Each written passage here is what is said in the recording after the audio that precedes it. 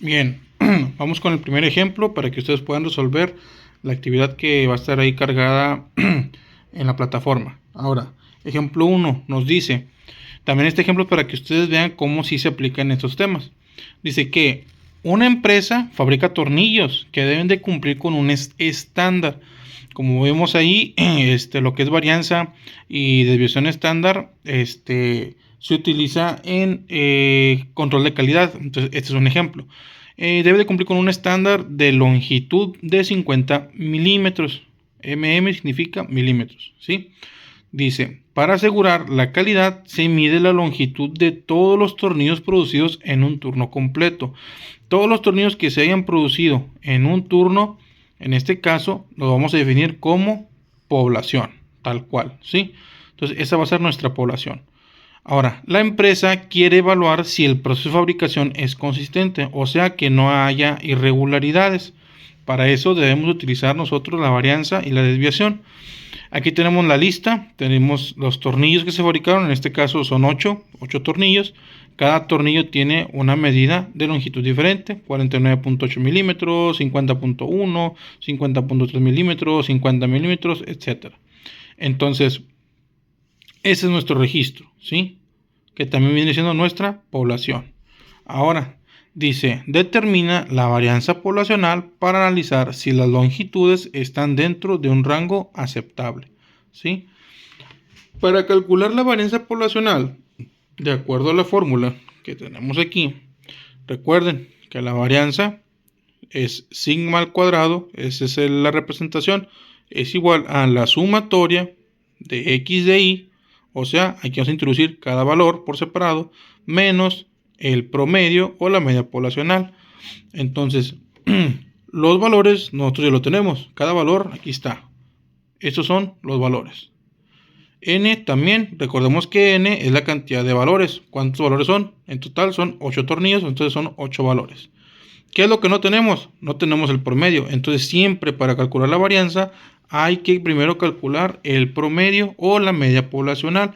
Por eso es nuestro paso número 1.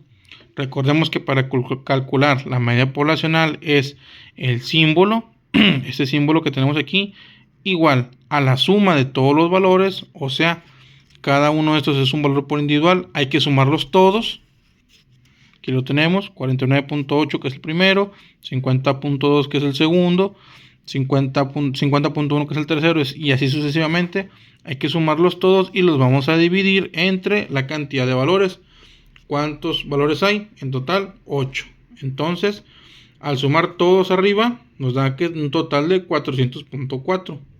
Eso lo vamos a dividir entre la cantidad de valores que son 8. 400.4 entre 8 nos da un total de 50.5 milímetros. ¿Por qué? Porque estamos nosotros utilizando milímetros. Recordemos que para calcular la media poblacional siempre tiene que cumplir con una característica o tiene que estar dentro de las mismas unidades. En este caso todos son milímetros, así que esa característica sí la cumple. Por eso el resultado es milímetros. Y acá tenemos ahora sí la media poblacional promedio, el resultado, ya podemos hacer la fórmula. La fórmula es, vamos a irnos por partes. Es este apartado. Este apartado nos dice que x de y menos el promedio al cuadrado. ¿Qué es x de y? Pues simplemente es cada valor, ¿sí? Por ejemplo, nuestro primer valor es 49.8. Bueno, ese lo vamos a sustituir en x de y. Por eso aquí está, 49.8 menos el promedio. ¿Cuánto nos dio de promedio? 50.5. Entonces vamos a poner menos 50.5. Y todo eso que se va a elevar al cuadrado, por eso esto está entre paréntesis y se eleva al cuadrado. Mucho ojo, si ustedes hacen esto en la calculadora, tienen que ponerlo así tal cual. ¿Por qué? Porque si ustedes no ponen los paréntesis, se van a revolver las operaciones y no se van a respetar también los signos. Entonces aquí tenemos resuelto esta parte. X de y, el primer valor es x de y, 48.8, que es el primer valor que tenemos ahí arriba, menos el promedio, que el promedio son 50.5, y todo esto lo vamos a elevar al cuadrado. Ahora, nos dice que esto está correspondiente a la sumatoria, o sea, tenemos que hacer esto las veces que sean necesarios y sumarlas entre sí dependiendo de X de Y, o sea, ¿cómo depende de X de Y? Bueno, depende de los datos. Por ejemplo, si yo tengo 8 datos, yo voy a hacer esto 8 veces, pero en cada una de esas veces que yo lo haga, voy a cambiar este dato por cada uno de estos. Y todos ellos entre sí se van a, ¿qué? Si esto es sumatoria, se van a sumar. Entonces, ya que yo tengo esto, voy a poner el signo de más. Si abro otro paréntesis y otra vez comienzo. ¿Cuál es el segundo dato? 50.2. Aquí va, 50.2 menos. Aquí tenemos X de Y es 50.2 menos el promedio. El promedio siempre va a ser el mismo. Son 50.5, 50.5. ¿Y esto qué? Se va a elevar al cuadrado. Entonces se cierra y se eleva al cuadrado. Ahora otra vez. Ya lo hice con el primer dato, con el segundo dato. Ahora sigue con el tercero. Abro un signo de más. ¿Por qué? Porque estoy haciendo una sumatoria. Abro un paréntesis y comienzo. X de Y. ¿Cuál es el tercer valor? Ya puse el primero, puse el segundo. Ahora voy por el tercero. 50.1. Ok, 50.1 menos. Nos dice que es el promedio. Que el promedio siempre es el mismo. 50.5. 50.5. Cierro paréntesis y lo elevo todo al cuadrado. Y otra vez abro un signo de más. ¿Por qué? Porque estoy en sumatoria y voy con el cuarto valor. El cuarto valor es este. Y así tengo que hacerlo yo con todos los valores. O sea que lo voy a hacer hasta el 8. Entonces lo hago todas las veces hasta el 8. Son 1, 2, 3, 4, 5, 6, 7, 8. ¿Sí? 8 operaciones. Y todo esto, todo se va a dividir entre n o la cantidad de valores. En este caso, la cantidad de valores son 8. Tenemos que son 8. Esto se va a quedar igual. ¿Sí? Ahora, ya que yo he hecho esta operación, que yo he restado 49.8 menos 50.5 y lo que me dé lo haya elevado al cuadrado, me va a dar el resultado final. Puedo hacerlo dos partes. Puedo yo hacer esta resta y volver a escribir todo otra vez y luego elevar al cuadrado y volver a escribirlo todo otra vez. Yo aquí me fui directo. Hice las dos operaciones juntas. Lo resté y luego lo elevé al cuadrado. Lo único que sí no hice fue sumarlos entre sí para que vieran cómo dan los resultados, ¿sí? Entonces, yo hago la resta, resto esto, lo elevo al cuadrado y me da un resultado. Sigo, un más, ahora otra vez, resto esto con esto y lo que me dé lo elevo al cuadrado y me da otro resultado. Sigue la suma y así me voy con los 8 valores, ¿sí? Ya que tenga todo esto resuelto, ahora sí, lo voy a sumar entre sí. En total me da una suma de 0.42 y eso yo lo voy a seguir dividiendo entre 8. Hasta que yo no llegue a este resultado final, yo lo voy a seguir dividiendo entre 8. 0.42 entre 8 me da un total de 0.0525, ¿sí? Milímetros que al cuadrado. ¿Por qué? Porque mi varianza poblacional está al cuadrado. Entonces el resultado final siempre lo voy a elevar al cuadrado. Aquí es donde se hace la diferencia. Este dato está correcto. Esto está correcto.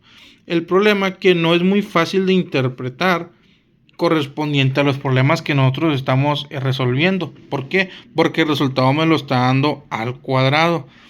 Acá no me está dando nada al cuadrado. Todo lo tenemos en unidades cerradas. Por ejemplo, 50 milímetros. Entonces, ¿qué es lo que podemos hacer? Lo que sí podemos hacer es convertir la varianza poblacional en desviación estándar. ¿Por qué? Porque la desviación estándar ya está sin el cuadrado.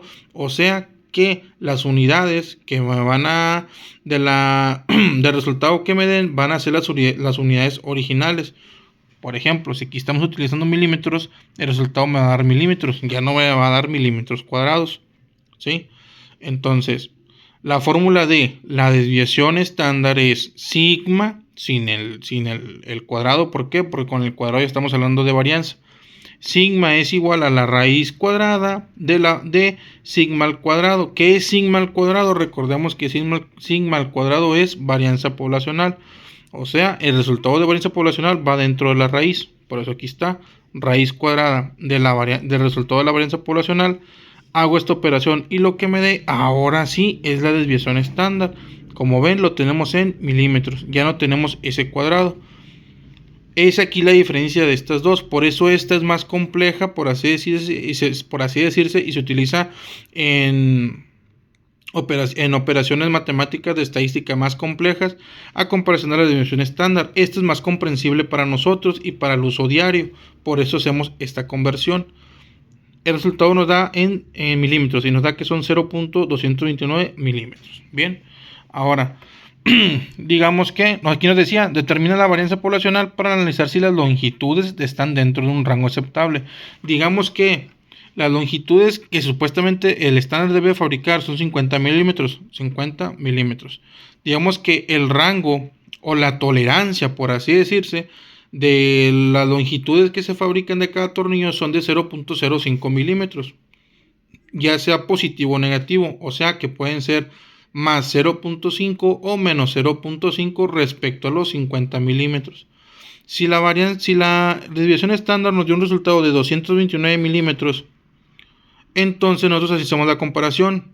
Si la tolerancia son 0.5 y nos dice que la desviación estándar son 0.129, con esto comprobamos de que está dentro del rango, o sea, no pasa el 0.5.